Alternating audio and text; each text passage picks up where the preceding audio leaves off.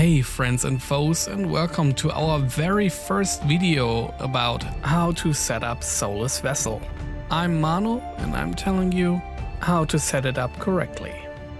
If you don't know what Soulless Vessel is yet, please consider clicking on the video on the top right corner to see what is Soulless Vessel.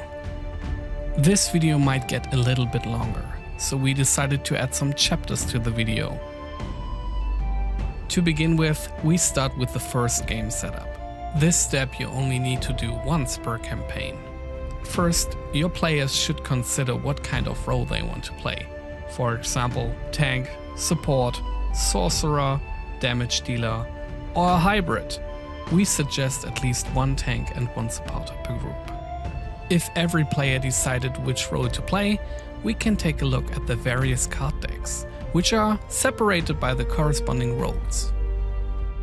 If you're done picking your cards, the next step would be selecting a vessel.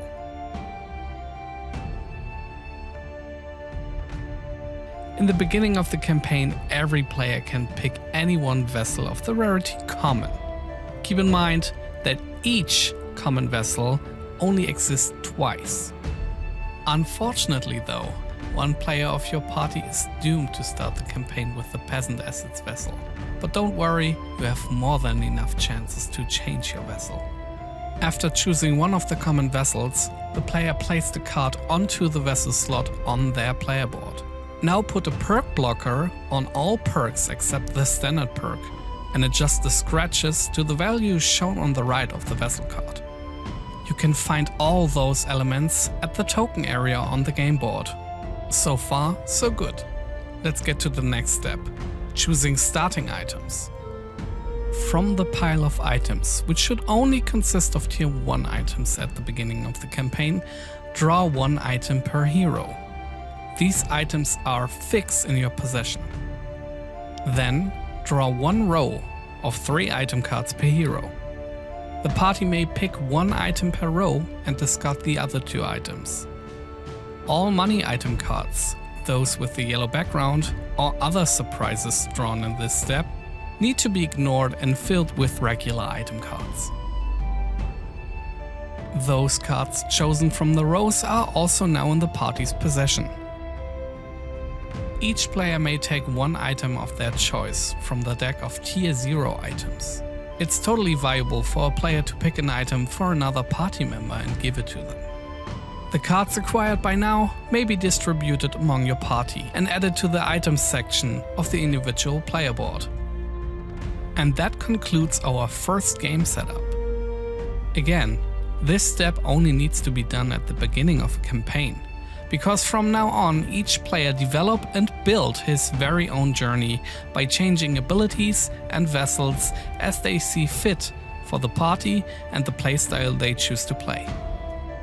Now let's prepare our first adventure. In this case, as we play a new campaign, the first mission will be The Escape. Since the game is narrative driven, this initial adventure is fixed, but options will become available once this adventure has been finished. For this setup, we have a handy guide on the table, the Book of Adventures. Everything you need to know will be explained in this book. But for the first adventure, we will show you everything in this example so you know how to set it up correctly. Let's begin with the objective. Escape the dungeon after defeating the Masked Guardian. Heroes escape the dungeon while spending one movement point on the stairs of the entrance map tile. All heroes have to escape to finish the mission. So far, so good. Optional objective: find and inhabit a vessel to replace the peasant. The objectives are clear. Now let's take a look to the adventure components, which we have the Scavengers, 2 times Undead, Corrupted Human, Masked Guardian, 3 times Random Nether Exploration card, and 3 times Quest Trigger.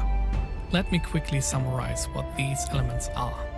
Our first row are our encounters for the adventure, so the monsters that we can find during the course of the mission. We can find all materials around those encounters in the box on the table, labeled Chapter 1 Monsters. Here you can find all standees, and encounter cards corresponding to our difficulty level. Blue cards for the default and challenger difficulty, and red cards for the nightmare and beyond. The boss, called the Masked Guardian, should also be in this box. So to start assemble the adventure, take out the right colored encounter deck. Take out 1 scavenger's card, 1 corrupted human card, and 2 undead cards. Now take the Masked Guardian out of the box and all the standees of the monsters we just picked out of the box. Shuffle the encounter cards and put them face down to our initiative tracker on the table. The boss is not important yet, so just put the card aside until the mission calls for it. The next important elements are the exploration cards. Those can be found in form of card decks in the box labeled Chapter 1 Map Tiles and Exploration Cards, as well as all the map tiles for the table. Let's tackle the simple step first. For our starting condition on this adventure, find the altar map tile and place it in the center of the table. All player standees have to be as close as possible to the magical circle. Then place doors to all the doorways of this map tile. Now take out the card decks. For this mission, we need to remove 2 cards from the entire exploration card deck, the Occult Circle and the Altar. Now shuffle the cards. To assemble the exploration deck for our adventure, we need to do the following. Pick 1 random Netherner card, 2 quest triggers, 1 random Netherner card, again a quest trigger, and 1 last random Netherner card. The exploration deck can now be placed face down next to our start tile. The cards need to stay in this specific order, so please don't shuffle them. Now find 1 humble player to read the intro of the mission. Done? Okay, great, but we still have some things that might be unclear. Let's take a look into the Book of Adventures again. The reward. This is what you and your party will get as soon as you complete the objective. However, if your party dies during this adventure, you have to let that treasure behind, and the mission counts as failed. By default, you are not allowed to repeat this adventure, but don't worry, there will be some ways down the road. Let's get to the event table. These events will take place every time you start a new round, except the first round. Some of those events might bring you treasure, some might bring you harm. Events can also give you something called threat, a simple mechanic to pressure you to hurry a bit. You add those in form of tokens. To see how much you need to add per event, just take a look into the last column of the event table. You can track your threat by putting down the threat tokens underneath the event table. To find out which event takes place, just roll a 10-sided die and add the threat value to the roll. Last but not least, we have the quest trigger. A quick reminder, these are hidden in the exploration deck for this adventure. If you draw one of those while you explore the dungeon, please read the section regarding on the amount of quest triggers you already found during this adventure.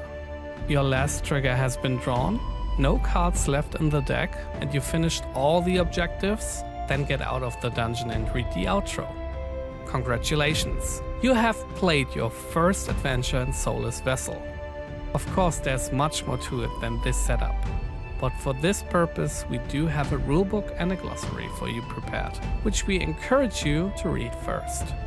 If something is unclear or you found a rare case where you can't find any explanation to, feel free to join our community on Discord or write it in the comment section down below. That's it for this video, thank you for watching, and until then.